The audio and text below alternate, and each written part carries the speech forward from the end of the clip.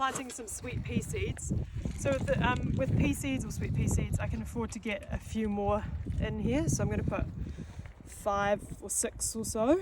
There we go, 1, 2, 3, 4, 5, 6. Yeah, just cover them up.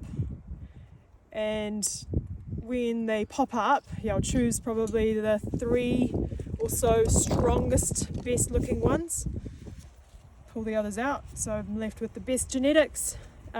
And then it just has to go straight into the ground. I'll bury it straight in the ground, and and then it's going to grow beautifully because you've got this amazing fertilizer: nitrogen, potassium, phosphorus, calcium, magnesium, and sulfur that's going to result from the breaking down of the wool, which will feed the soil and the plant, of course. And it's as simple as that, and it will literally be gone in summertime. It will probably be gone within 6 to 7 weeks, I'd say. You won't find a trace of it. You'll just see worms. So it's easy. You just plant them in like that, like you normally would, in any type of pot.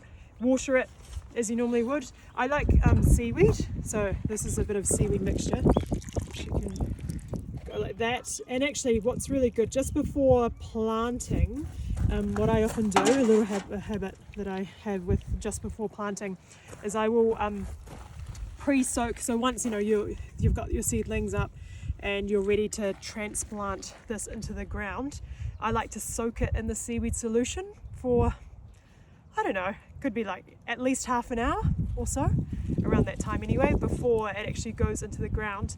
And that's just going to give it a nice little extra nutrition boost, and also just reduce like any chance of transplant shock or anything, which you won't get anyway, because when you plant in the wool pot, you don't get transplant shock because you're not, it's still in its normal environment. Like, you're not changing anything, unlike if they were in a plastic pot and you had to take it out and fondle the roots and everything. That's when you can sometimes get that happening, but it doesn't happen with the wool pot. Yeah, easy peasy.